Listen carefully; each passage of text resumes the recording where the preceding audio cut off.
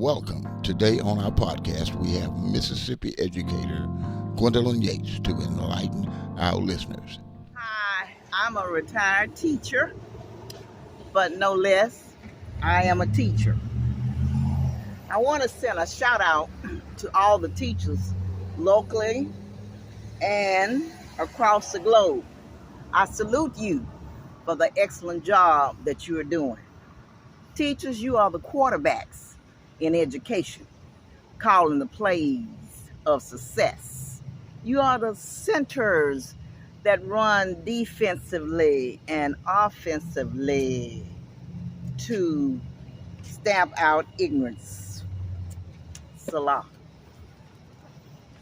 In Genesis, the first chapter, 24th verse, God called for everything that he had made to reproduce after its own kind. Good teachers beget good teachers, already established by God. Speaking of good teachers, there's one who has passed on from this life that I most admired and was motivated to become a math teacher.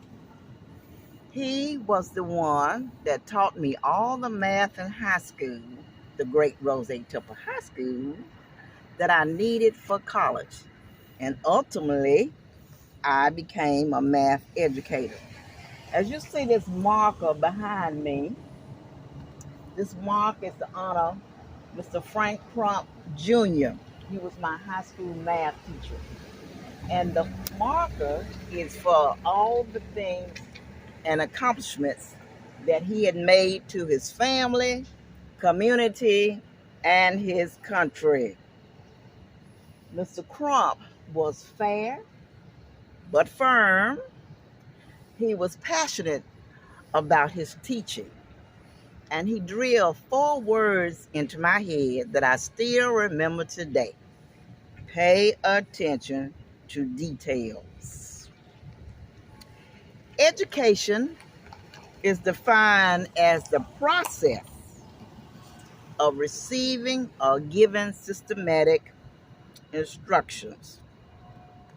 It is also defined as a social institution through which society teaches members skills, knowledge, norms, and values they need to learn to become productive members of their society.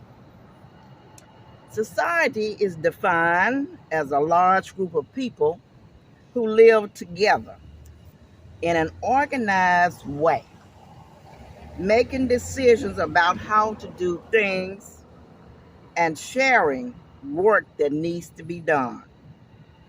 And the second definition is it's an organized group of persons associated together for religious, benevolent, cultural, scientific, political, patriotic, and for other purposes.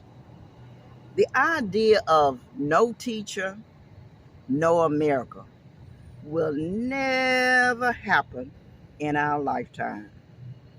You know, God has made provision and has an establishment for everything he has created. Take a look at Genesis, the 8th chapter, the 22nd verse. He says, while the earth remains. So now let's put America in the place of earth. While America remains, seed time and harvest, cold and heat, winter and summer, day and night shall not cease. So America is not going to cease to exist until that appointed time, nor will any of its teachers, because they came into existence when God created life. America will be here, and there will always be teachers in America. unless they have been raptured. When people came to the land of America, societies were created. Teachers, members, skills, and knowledge. There goes a teacher, because society produces what is needed. Even the ones who impart knowledge, not formally educated, they were teaching. Society created that need. So now you had teachers in the land of America. There is an old African proverb, says each one teach one. Is that what parents don't do? That's called informal education. No, the history book says Christopher Columbus never invented America, but he discovered America. You can't invent what already exists. You can't discover what does not exist. America existed. Columbus just happened to discover it. When societies, countries, and nations are created, they produce what is needed to thrive and grow. A teacher is needed.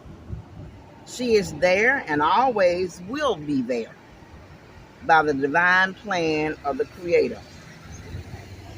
Long before Columbus discovered America, the first people came to America in 15,000 BC.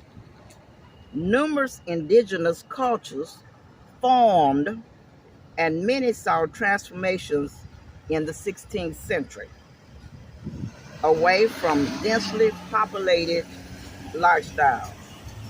Savages or not, formal or not, they taught each other how to survive.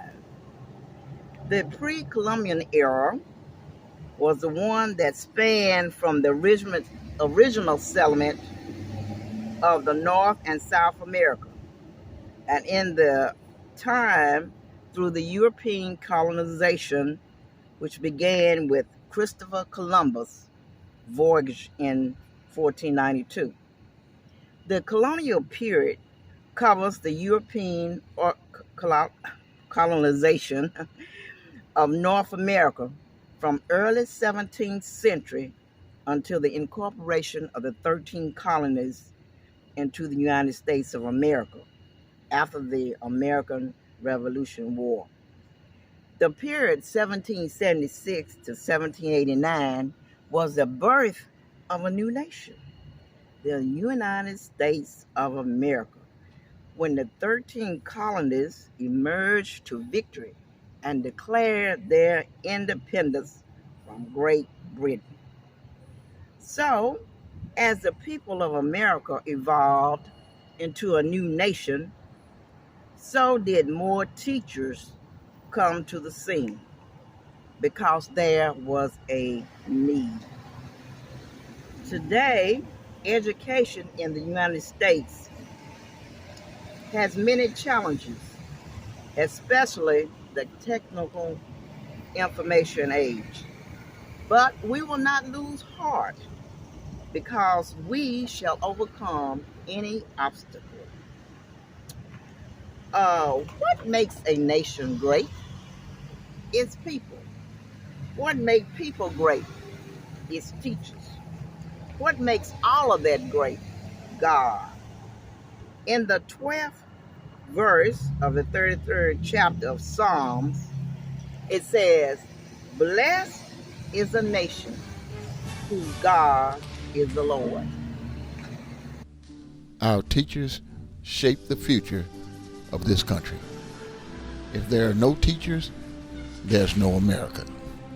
We can't have this country without teachers. Most of us, we value entertainment and sports more than we value education. And if you're wondering why someone that's an athlete or an entertainer makes so much more money than a teacher, sometimes 10 times more than a teacher, the answer is simple. Because people are more interested in what they do and the pleasure they give us than what a teacher does. The teachers that you know that are teaching our children, that are educating our people here in America for the future, call them up sometime and tell them thank you for the work they're doing. Until next time, let's love and help each other.